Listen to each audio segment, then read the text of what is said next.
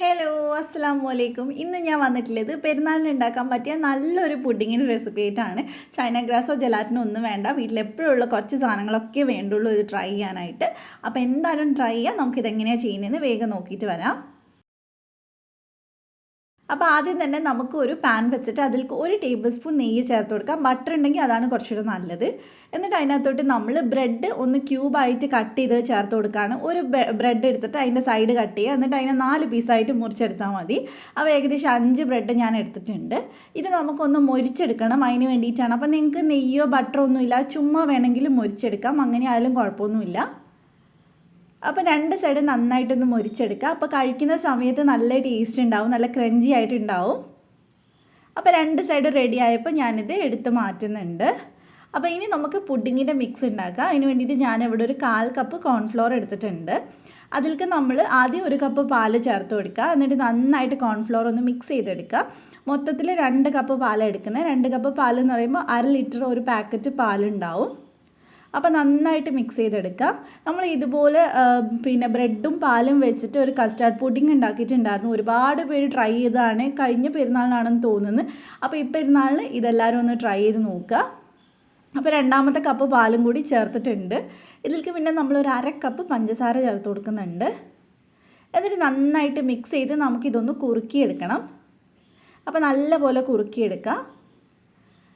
അപ്പോൾ ഇത് ഏകദേശം ഒന്ന് കുറുകി തുടങ്ങിയിട്ടുണ്ട്. ഈ സമയത്ത് ഫ്ലെയിം ഏറ്റവും ലോയിലേക്ക് മാറ്റണം, എന്നാലേ നന്നായിട്ട് നമുക്ക് ചെയ്തെടുക്കാൻ പറ്റുള്ളൂ. അപ്പോൾ ഇത് അത്യാവശ്യം നല്ലപോലെ കട്ടിയാവണം കേട്ടോ, അല്ലെങ്കിൽ ഭയങ്കര വെള്ളം പോലെ ആയിപ്പോവും നമ്മൾ ചെയ്ത് വരുന്ന സമയത്ത്.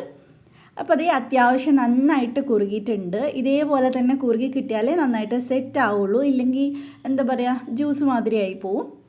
അപ്പോൾ ഇത് നന്നായിട്ട് കുറുകി വന്നതിന് ശേഷം ഞാൻ ഫ്ലെയിം ഓഫ് ചെയ്തിട്ടുണ്ട്. ഇനി ഇതിലേക്ക് ഞാൻ 1 കപ്പ് മാങ്ങേൻ്റെ ജ്യൂസ്, നമ്മൾ സാധാരണ നല്ല പഴുത്ത മാങ്ങ ഉണ്ടല്ലോ, നല്ല മധുരമുള്ള മാങ്ങ എടുക്കുക. എന്നിട്ട് ചുമ്മാ തൊലി കളഞ്ഞിട്ട് മിക്സിയിലിട്ട് നന്നായിട്ട് അടിച്ചെടുത്താണ്. വെള്ളം ചേർക്കാണ്ട് വേണം അടിച്ചെടുക്കാനായിട്ട്. അത് ഇതിൽ ചേർത്തിട്ട് നല്ലപോലെ മിക്സ് ചെയ്തെടുക്കുക. അപ്പോൾ നന്നായിട്ട് മിക്സ് ചെയ്തിട്ടുണ്ട്. നല്ല പഴുത്ത നല്ല മധുരമുള്ള മാങ്ങ തന്നെ എടുക്കണം. പുളിയുള്ള മാങ്ങയാണെങ്കിൽ ചിലപ്പോൾ അത് എന്താ പറയുക, പിരിഞ്ഞ പോലെ ഉണ്ടാവും. അപ്പോൾ നല്ലോണം മിക്സ് ചെയ്തെടുത്തിട്ടുണ്ട്. നമ്മൾ ഫ്ലെയിമൊക്കെ നേരത്തെ ഓഫ് ചെയ്തതാണ്. അപ്പോൾ ഇനി നമുക്ക് സെറ്റ് ചെയ്ത് തുടങ്ങാം. അപ്പോൾ ഞാൻ പുഡിംഗ് ട്രേയിൽ കുറച്ച് ബട്ടർ ഒന്ന് സ്പ്രെഡ് ചെയ്തിട്ടുണ്ട്. അതിലേക്ക് നമ്മൾ ബ്രെഡ് പൊരിച്ചതൊന്ന് വെച്ച് കൊടുക്കുകയാണ്. അപ്പോൾ ചുമ്മാ അവിടെ ഇവിടെയൊക്കെ ആയിട്ടൊന്ന് വെച്ച് കൊടുത്താൽ മതി. അതിൻ്റെ മേലെ നമ്മുടെ പുഡിങ്ങിൻ്റെ മിക്സ് ചൂടോടെ തന്നെ അങ്ങ് ഒഴിച്ചു കൊടുക്കുക. അപ്പോൾ അതിലിങ്ങനെ ചെറുതായിട്ടൊന്ന് കുതിർന്ന് ചെറുതായിട്ട് അവിടെ ഇവിടെയൊക്കെ ആയിട്ട് ക്രിസ്പി ആയിട്ടൊക്കെ ഇരിക്കും ബ്രെഡ്. അപ്പോൾ പകുതി നമ്മൾ ഒഴിച്ചു കൊടുത്തിട്ടുണ്ട്. ഇനി ഇതിൻ്റെ മേലെയായിട്ട് കട്ട് ചെയ്തിട്ടുള്ള മാങ്ങ ചേർത്ത് കൊടുക്കുക. അപ്പോൾ നന്നായിട്ട് നമ്മൾ എല്ലാവരുടെയും ചേർത്ത് കൊടുത്തിട്ടുണ്ട്. നിങ്ങൾക്ക് വേണമെങ്കിൽ ഇതിൻ്റെ കൂട്ടത്തിൽ നട്ട്സൊക്കെ ചേർത്ത് കൊടുക്കുക. അപ്പോൾ കുറച്ചും കൂടി ടേസ്റ്റി ആയിരിക്കും കഴിക്കുമ്പോൾ. പിന്നെ നമ്മൾ ബാക്കിയുള്ള ബ്രെഡും കൂടി വെച്ച് കൊടുക്കുക.